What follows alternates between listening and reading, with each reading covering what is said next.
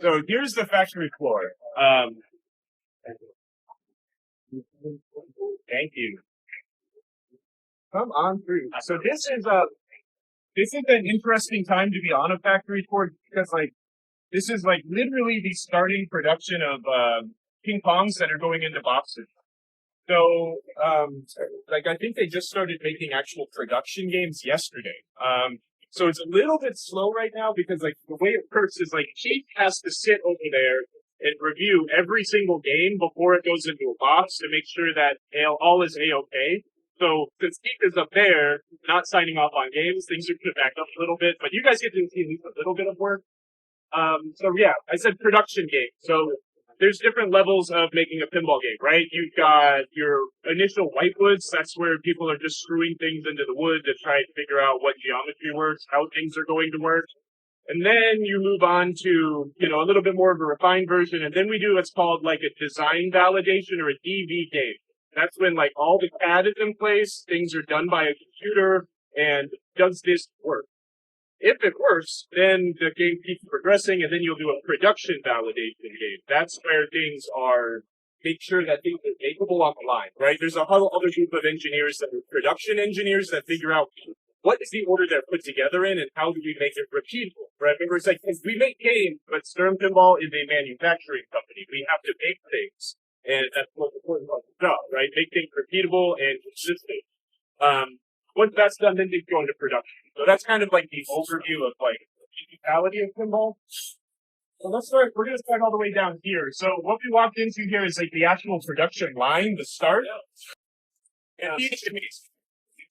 So we'll start down here. This is the wiring area, right? So we try to, efficient production is making things and then sending it down in a way that works, right? In an order that, the game gets collectively more put together. So when we start over there, it's a bare piece of wood. They're being inspected and polished, then they get punched, and then they go down the line. The wiring, right, that's really the heart of the game. So we have a couple wiring stages. What we're looking at here is finishing of harnesses, right? So there's multiple harnesses in a pinball game, but when they come out of the initial wiring, they're just wires. In this area, they finish them by putting the solder on. Everyone, come on down. Keep coming closer. We'll spend more time over here, so you'll get better footage. You get, connectors put on and stuff like this. So this is where the harnesses are finished. You've got all these stamping machines back here that put on all the connectors, and the wiring harnesses are set up. So that's what these are for. These are waiting for production. These people are working on things days before the actual games go in the line. Over here, these people are on first break now, but this is the wiring area. So this is where we take our pegboards. Since no one's working, we should get a little bit closer. If you want to gather in just this area, and you can see these are we've got pegboards for every single game we still have in production. These are the maps on how to lay the wires. So they'll start with a piece of wire and then wrap them and terminate them where they need to go. This is Treehouse Pros. This is X-Men Pro. This is the LED board harness. So this is probably for, one half of, the bottom half or the top half for all the LED boards. And these are the maps. This is kind of what the boards look like when they are working through the wiring harness. Once they're finished, there's a bunch of test rigs here behind you. All of these things are test rigs for all sorts of different harnesses in these shelving units here, right? And this is the kind of stuff that I find really fascinating because this is stuff you can't just go to the pinball wiring harness test store and buy something, right? All this stuff needs to be made. So again, it's part of the production engineering of being a manufacturing company. The harnesses are plugged into these units, and it's a go, no-go. Does orange-white go to orange-white? Yes, okay, that circuit's good. So that's a way to make sure your wiring harnesses are correct, right? So there's a bunch of them, but come on down.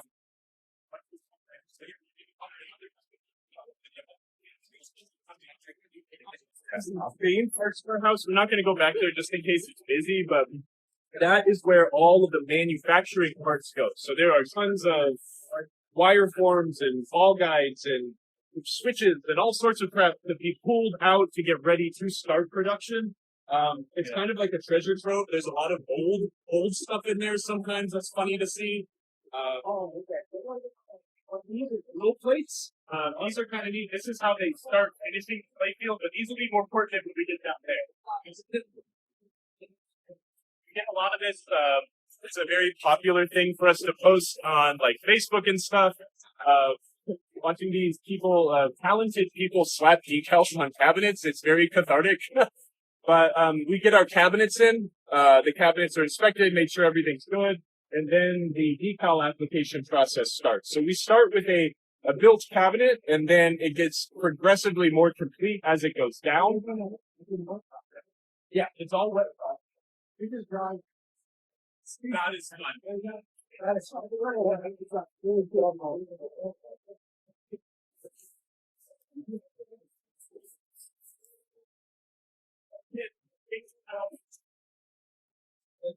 Thinking about like manufacturing process, right? Again, we're starting with something raw in this line, as it gets to the end of this line, it's complete. It has a head, it has a computer, it has wiring functions, it's ready for a plate.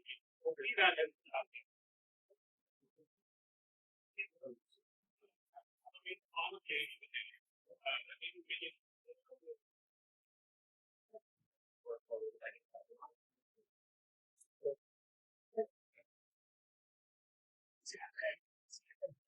A lot of pressure right now. A lot of pressure. Like I've done 67,000 of these this year.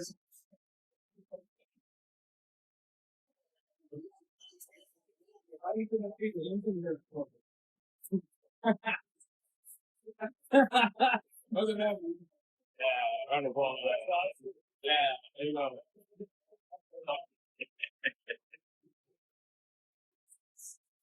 Yeah,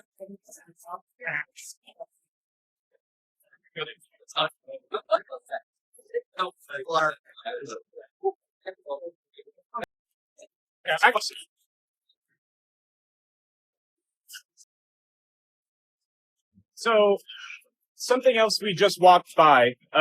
This area is our second production line. We can have two production lines running concurrently. Right now it's not in use because the volume of doing the LEs is a little bit slower because we're having to check and sign off on these LEs. So the second production line is here. Our primary production line is the one that's currently working.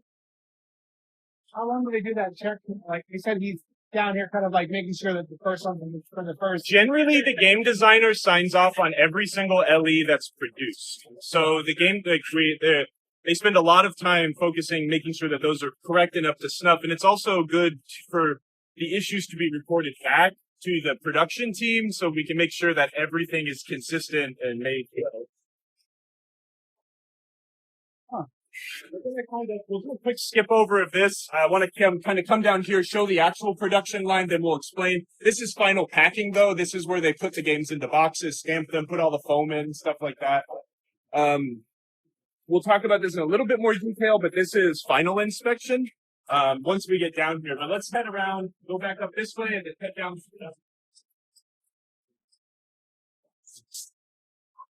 Oh. Somebody get sole champion on Deadpool. God, that's my favorite. That's my favorite. Yeah, I was just thinking yesterday too, like it should be sole champion on John Wick also. It should be a champion on every game, to be honest. Like it's like a badge of honor and shame all at the same time, and I like that. Everyone is very inept with the game on the playfield rack over here. I don't want to just to save my voice, I don't want to explain this twice, but I'll wait for you guys to get out. But first one I feel is yeah, there's so much in that thing. Yeah, it is, and the difference between the premium and pro is very minimal. Like it's all the same shots; they feel the same way. Oh yeah. The choreography of the premium is amazing, but they both shoot so well. That's cool. Makes sense. All right, let's keep moving on. We're going to be back down here in just a second. No, it's all good. Some hankering to keep yelling at people. You have to now. It's like, oh, it's so cool.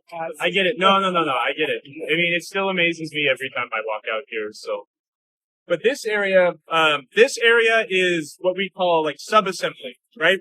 So you've got production line over there. You've got a non-working production line right now, but subassembly is where things are taken from pieces, put together, and then handed off, right? So this is a subassembly, a back panel, right? You take the routed wood, you take the harness, the light sockets, the diverter, you put it together because now this is one piece that could be installed on the game. So everything that you can think of as an assembly is built here. Flippers, pop bumpers, slingshot assemblies, everything that can be grouped into one piece and put into a game. So we can see, I mean, there's a lot of it here. Plastic specs, right? All this stuff is put together and handed off to the production line to install on the playfield. It's like the stuff we build is really granular, right? Like we don't buy flipper pieces put together. We buy all of those pieces and then they are put together on like these arbor presses you see all over the place. Looks like some plunger and links are being installed there, right? This is where the plastic sets get broken off on their big sheet and put into packages that are for one game, right? There's a plastic sheet for X-Men. They're printed and then laser cut.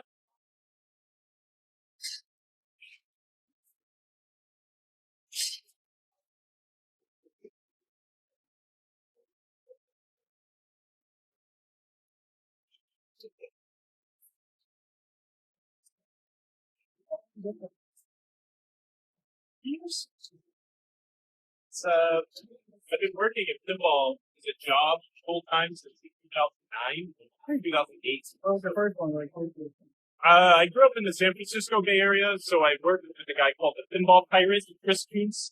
That guy's forgotten more about pinball than I'll ever know. Yeah, he's taught me everything I know. I worked at the Pacific Pinball Museum. I worked at Marco Specialties for a little while, and now I work at... So again, more sub-assemblies, right? Something a little more interesting than a back panel, but you know, the entire like gong assembly. Things are put together so then they can be installed on the playfield. And it increases, the nice thing about a big factory like this, or being able to re-navigate the way the factory works, is like sub-assembly used to be way on one side of the factory, and then the production line started like way on another side, so there was a lot of movement. Now, again, things are handed off to the playfield line that's right on the other side of these workbenches. Get in there. Stay. Okay.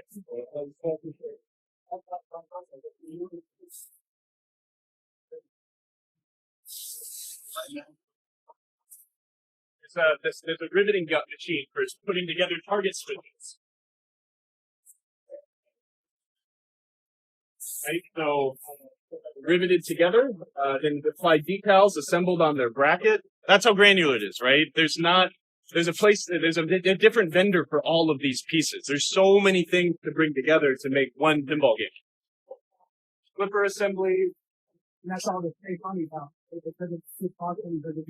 There's no pinball target switch factory, right? I mean, there are some places that do it, but like we internalize it to keep the quality the way we desire. Internalizing that quality aspect. Hi, Jim. Then these, so this is we've got two specialized sub-assembly areas. So this is where a lot of, like toppers and large sub-assemblies will be put together. This is another specialized sub-assembly area where other big complicated assemblies like the, Mechatronic Godzilla, the the Mechatronic Ping Pong, the Pro Ping Pongs, Sentinel. You've got other dedicated areas to build more complex sub-assemblies that are not the good stuff. A lot of these toppers and like more complicated assemblies are generally kept here as samples. If we haven't run, let's say we're going to run the monsters again, it's like having an actual sample here to see how it goes together is really handy.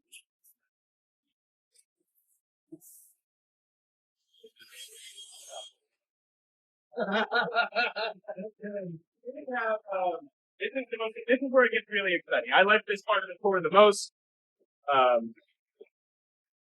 Everyone is very happy to see all that. So here's where the actual really cool stuff starts. So we get playfields from our facility that does playfields, which is just a couple blocks away. You do all your own thinking, right? I can't disclose that, but we do make and route our own playfields. We have a wood shop. We do have so what they'll do though is they'll show up in a fashion like what can a CNC router do? They can do relatively large holes, but this is like what they'll show up like, right? They're inspected, they make sure that everything's good right up there. Buffing out using like some Novus to buff out like any imperfections to make sure everything is really good before they go into the press. So this is the famous Hanafin press, Slayfield press, or as an industrial term, it's a 4-post press. This press is really special. Gary Stern bought it in 1985 from an industrial supply company. This came from one of the Gottlieb plants that closed when they transitioned to their last facility in on Lake Street. But this was used at Gottlieb. This is from like the 50s. The special thing about it actually has a Gottlieb equipment tag there too. The really special thing about this though is it has pressed every single Data East, Sega, and Stern pinball game that's ever been made. Any Star Wars, Jurassic Park, Laser War, South Park has gone through this machine to be dimpled. What is a dimple? You look at this machine, it lays on a bed of nails. And what this does is it's going to create small indentations for where things need to be drilled and put together on the assembly line. So it's going to spot little areas that the CNC router couldn't do. So the points to start hardware, right? So where does this screw go? So on both sides of this bed, you've got these nails, right? On both sides, the playfield is laid down on top and it's indexed on this machine, and then it squeezes it and it presses little holes into the playfield. And that is where the people on the assembly line can use as reference marks to start holes. It's a really, really simple machine to do something pretty complex. Yeah. But it's just special because, again, it's done every single game from this company's lineage, and that's pretty special. But it is very old. And you may have noticed there's another one over there that we're working on getting as a backup, just in case the old Hanafin press What is it? goes away. Yeah, it doesn't have a name for it. In industrial terms, it's like a 4-post press, a hydraulic 4-post press. So what's her name? You have to ask Gary. Maybe Gary has. Yeah. Or maybe ask Nick or someone who has to maintain it, because maybe they have a good pet name for it.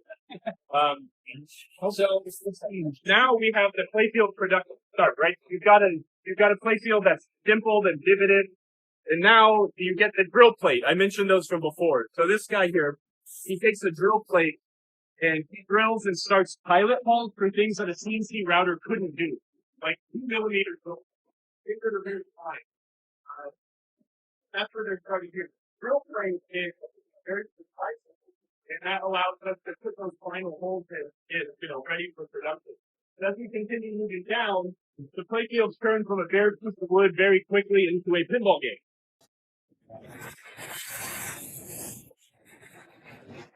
Nuts and pin shank screws. Side rails start getting installed. Post all guides start getting installed.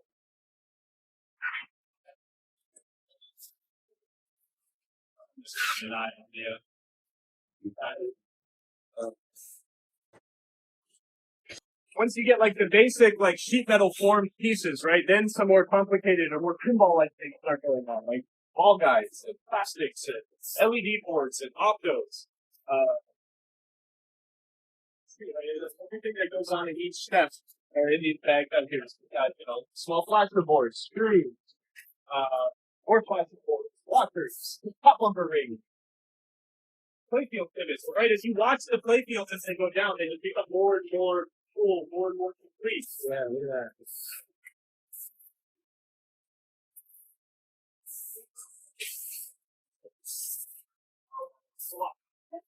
Enough. Once you go downstairs, then they get into this. Games start to get three conversations called.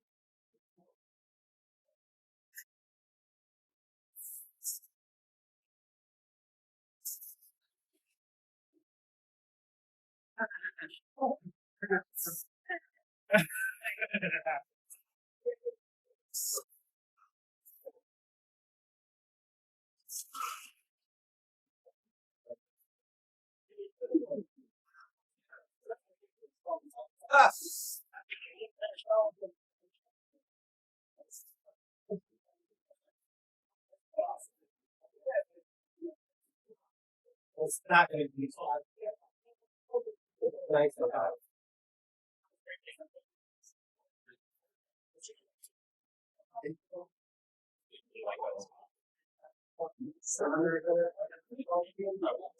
And the amount that you and I consume is small. What's the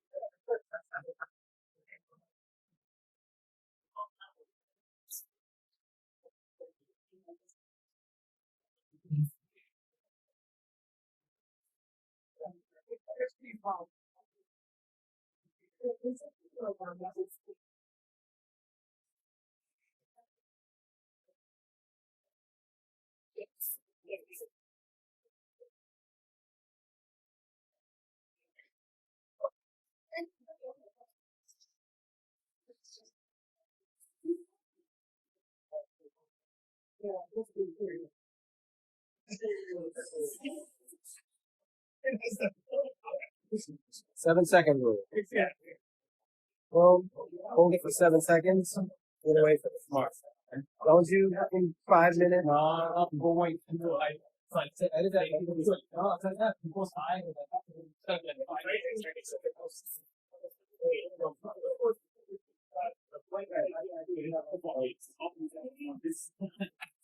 So at this point, the game are fully built. They go into the final bit of the they come on.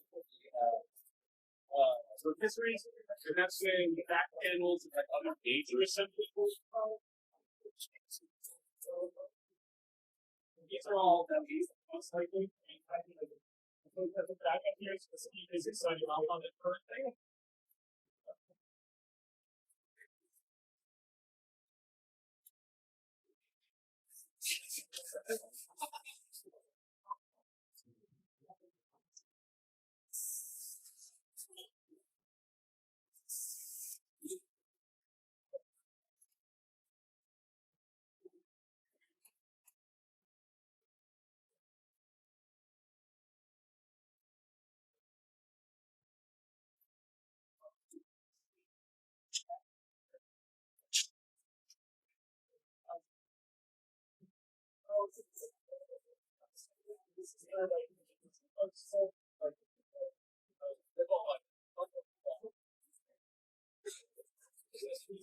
'This page, that was just great.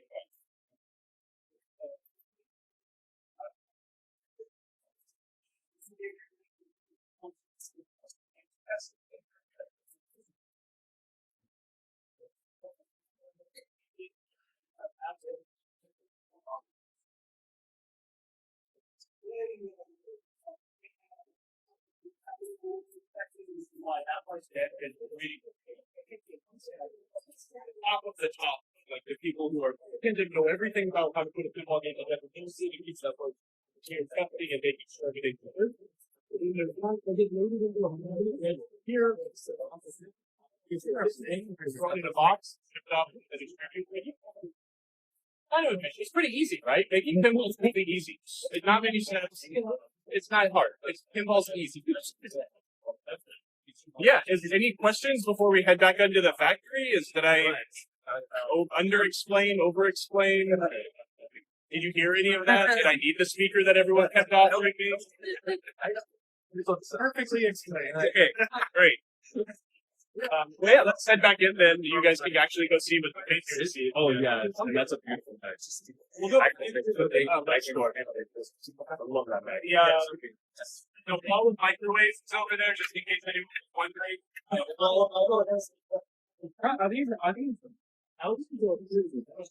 That's a premium, but that's like probably that's a sample game or something, right? But these are probably all slated to be LEs. I'm not sure what they're building, but I know that Keith has to sign off on the LEs. And that's probably what these are all pretty close. So no, I assume most of you guys also own pinball games. Who owns a pinball game? Yeah. None of them heard me, but everyone here said yes. So okay. Anyone getting a King Kong? Are you waiting to play it? Yeah. I won. And I'm not saying that I have.